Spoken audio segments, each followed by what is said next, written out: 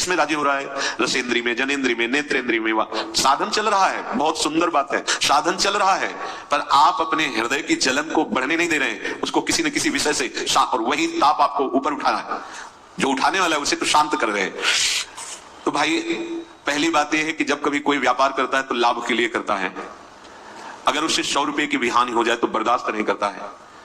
क्या जो आपने कहा कि हमारा बहुत समय से साधन भजन चल रहा है, क्या इस कोटि का आपका साधन भजन है कि आप अगर 10 मिनट भगवान को भूल गए तो आपको कैसा लगा? कुछ फर्क पड़ा? अगर आपको रोज 1000 रुपया लाभ मिलता है और आज 9 से मिले तो 100 का घाटा तुम्हें चुभेगा। लेकिन क्या तुम्हारी दिनचर्या भजन जो भगवत प्राप्ति के लिए अवसर मिला है, इसमें प्रमाद करते हैं, भजन छूट जाता है, आपको चुभता है, आप जलते हैं? तद्विस्मरणेन परम व्याकुलते, आप व्याकुल होते हैं, इसका मतलब आपको अभी प्रभु के भजन में राग नहीं हुआ, अभी भजन का मात्र तो नहीं है, एक वैसे दिनचर्या मात्र चल रही है। अगर भजन छूटने पर बेचैनी होती तो भगवान अब तक मिल गए होते, पक्का समझ लो। अरे उनके मिलने में कोई देरी नहीं है, हमारी चाह में देरी, ये शब्द ही नहीं है कि उनका हम कैसे वर्णन कर सकें। कृपा ही कृपा, वो इतने करुणामय हैं, इतने कृपालु हैं, इतने प्यारे हैं, इतने सहज दयालु हैं कि वाणी तो असमर्थ है उनकी महिमा कहने में। बस शर्त यह है कि अगर उनके मिलन की चाह, केवल उनके मिलन की चाह, वो किसी साधन पक्ष को नहीं देखते, मिल जाते हैं। पर हमारे हृदय में अभी चाह नहीं है। ये चाह तभी पूरी हृदय को अपने भाव में लाएगी जब हमारा भजन छूटे तो हमें ऐसी व्याकुलता हो जैसे हम किसी व्यापार में घाटा बर्दाश्त नहीं कर सकते। ऐसी कम से कम इतनी जलन तो होनी चाहिए। एक सीधी सी बात समझ लो, आप भगवान से मिलना चाहते हैं, ऐसी चाह हृदय में आई कि भगवान अंदर देख रहे हैं, वो देख रहे हैं कि आपकी चाह आ गई है, तो आप फिर आगे प्रश्न नहीं कर सकते कि कब वो दर्शन देंगे, आपको उसी समय से अनुभव होने लगेगा।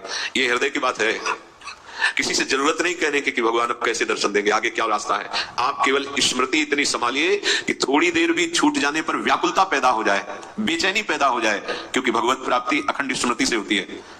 तैल धारावत अप्रावृत भजना, जिसका अखंड स्मरण, ये कहीं दूर नहीं है प्रभु, कहीं दूर नहीं। कोई ऐसा अंदर का करण ही नहीं जिस पर वो बैठे ना हो, सच्ची कह रहा हूं। ये केवल पर्दा हटने को, ये पर्दा हटाने के लिए ही अखंड स्मृति की बात हम कर रहे हैं। अगर आपने एक बात संभाल ली कि भजन छूटना आपको बहुत चुभने लगा है, जलन पैदा होने लगी है, अशांति होने लगी, आप बहुत धन्य भाग हो गए, आप बड़भागी हो गए।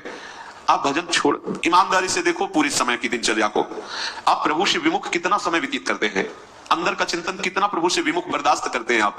कैसे कैसे महाप्रेम की प्राप्ति हो, कैसे भगवत साक्षात्कार हो जब आप उसके सिद्धांत में नहीं चल रहे। स्मृति अखंड तैल धारावत, इसी का नाम भगवत प्राप्ति है। यहीं से सब कुछ प्राप्त हो जाता है। भगवान का मिलना दुर्लभ नहीं है। तस्याम सुलभा पार्थ नित्युक्त योगिना, उसके लिए मैं सुलभ हूं। अनन्य चेता सततम यो माम स्मृति नित्यशा, जो निरंतर मेरा स्मरण करता है। संसार के जितने भोग पदार्थ, अवस्था, पद, रुपया, पैसा, मित्र, जो भी एक तरफ ये है सब, और एक तरफ प्रभु के मिलन की चाह है। देखो आपके अंदर क्या है, ये खुद न्यायाधीश भी बनिए आप कि आप किस कोटि के साधक हैं, आप किस कोटि की उपासना। एक तरफ ये सब और एक तरफ प्रभु के मिलन की चाह, आप किसे स्वीकार करते हैं? बोले प्रभु के मिलन की चाह, तो फिर स्मृति अबाध होनी चाहिए।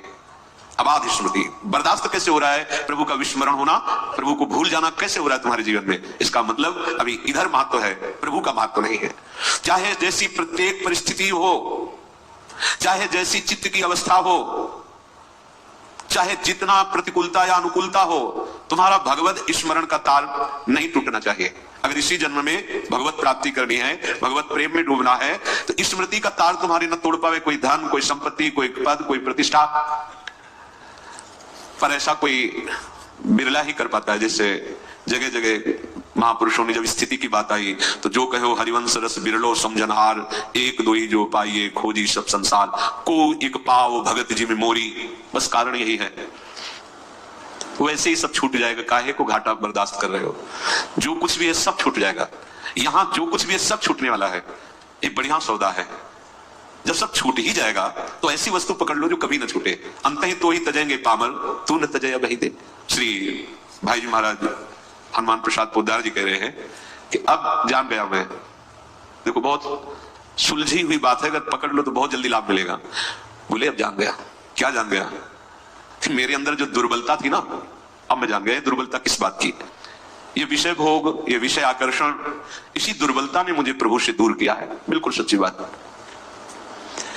ये अपना स्वरूप ही है आनंदमय, सहज सुख राशि स्वरूप है। सच्ची कोई अभाव नहीं है, कोई चाह नहीं है अपने को। इस शरीर को लेकर, इंद्रियों को लेकर ये चाह का जाल फैल गया, ये सबकी समझ में नहीं आएगा। ये वो बड़े कृपा पात्र जन हरि के हैं जिनको ये बात समझ में आएगी। ये शरीर को लेकर चाह कभी पूर्ण नहीं होगी, ऐसी बढ़ती चली जाएगी। जब तक आप अपनी दुर्बलता को समझेंगे नहीं, त्यागने की भावना नहीं करेंगे, तब तक आगे नहीं बढ़ पाएंगे। जो औषधि रोग मिटाने के लिए, उसी को हम प्रयोग कर रहे हैं रोग बढ़ाने के लिए। कैसे? हम अपनी दुर्बलता को नहीं जान पाए।